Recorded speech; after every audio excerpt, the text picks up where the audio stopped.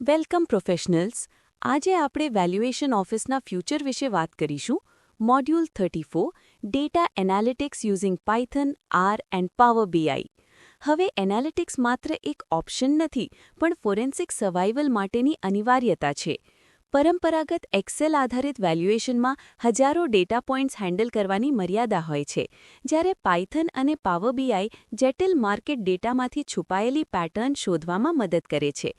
એક senior valuer તરીકે આ મોડ્યુલ તમને સબ્જેક્ટિવ ઓપિનિયનથી ડેટા ડ્રિવન ઇન્ટેલિજન્સ તરફ લઈ જશે. કન્સેપ્ચ્યુઅલ ફાઉન્ડેશન અને strategic importance.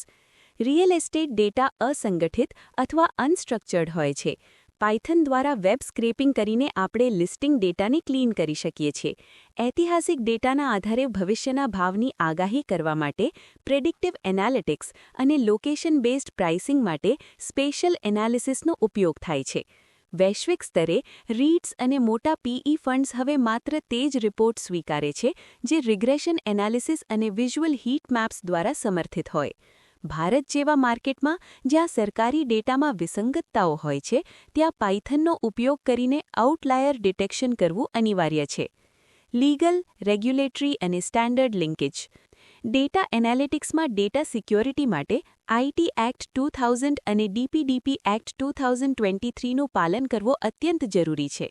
IVS 105 market અપ્રોચમાં statistical ટૂલ્સના ઉપયોગને પ્રોત્સાહન આપે છે, જ્યારે RICS ડેટા સ્ટેન્ડર્ડ્સ ઓડિટ ટ્રેલ અને પારદર્શિતા જાળવવા પર ભાર મૂકે છે.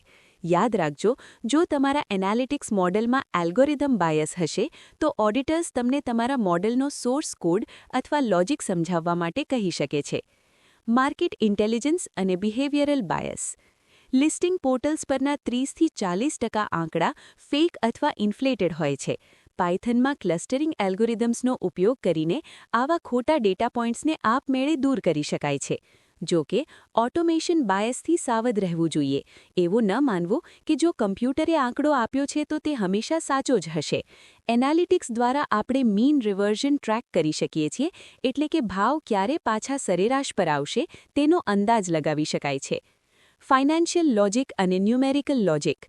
પાવર બીઆઈમાં વોટ ઇફ એનાલિસિસનો ઉપયોગ કરીને તમે ક્લાયન્ટને લાઈવ બતાવી શકો કે જો વેકેન્સી 5% વધે અથવા વ્યાજ દરમાં 50 BPSનો ફેરફાર થાય તો પ્રોપર્ટીની વેલ્યુ અને IRR પર શું અસર થશે. પરંતુ કોરિલેશન ઇઝ નોટ કોઝેશન. માત્ર બે આંકડા સાથે વધે છે એનો અર્થ એ નથી કે એકબીજાનું કારણ છે. આ તર્ક સમજવો સિનિયર વેલ્યુઅર માટે ખૂબ જરૂરી છે. Valuation judgement and decision framework. Technically તમે ગમે તેટલું જટિલ રિગ્રેશન મોડેલ ચલાવી શકો છો, પણ પ્રોફેશનલી બ્લેક બોક્સ મોડેલિંગ જોખમી છે. જો તમે તમારા આંકડા પાછળનો ઇન્ટ્યુશન સમજાવી ન શકો તો તે વેલ્યુએશન નબળું ગણાય. ડેટા ગમે તે કહે, તમારી ગ્રાઉન્ડ રિયાલિટી અને માર્કેટ સેન્ટિમેન્ટને અંતિમ નિર્ણયમાં સ્થાન આપવું જ જોઈએ. એથિકલ ડાયમેન્શન મુજબ પાવર બીઆઈ ડેશબોર્ડ્સમાં માત્ર સિલેક્ટિવ ડેટા બતાવીને ક્લાયન્ટને ગેરમાર્ગે દોરવું એ વ્યાવસાયિક અનૈતિકતા છે. Practical scenarios and case studies. યુકેના AVM ફેલિયરના કિસ્સામાં જોયું તેમ મોડેલ પ્રોપર્ટીની ભૌતિક સ્થિતિ જોઈ શકતું નથી, તેથી હ્યુમન ઇન્સ્પેક્શન અનિવાર્ય છે. બેંગલુરુના આઈટી કોરિડોરના સિનારીઓમાં પાવર બીઆઈના વિઝ્યુઅલ હીટ મેપ્સ દ્વારા વેકેન્સી ટ્રેન્ડ્સ ઓળખીને એક્ઝિટ કેપ રેટમાં સુધારો કરવો સંભવ બન્યો હતો. મુંબઈના નરીમાન પોઈન્ટ કેસ સ્ટડી પરથી શીખવા મળે છે કે ડેટા એનાલિટિક્સ સબ્જેક્ટિવિટી ઘટાડે છે અને ઓડિટર્સનો વિશ્વાસ જીતવામાં 80% વધુ અસરકારક છે. અંતે, વેલ્યુઅરે ડેટા સાયન્ટિસ્ટ બનવાની જરૂર નથી, પણ ડેટા લિટરેટ બનવું અનિવાર્ય છે. તમારી એક્સપર્ટીઝ ત્યારે જ સાબિત થશે જ્યારે તમે ડેટાની તાકાતને તમારા વ્યાવસાયિક અનુભવ સાથે જોડશો.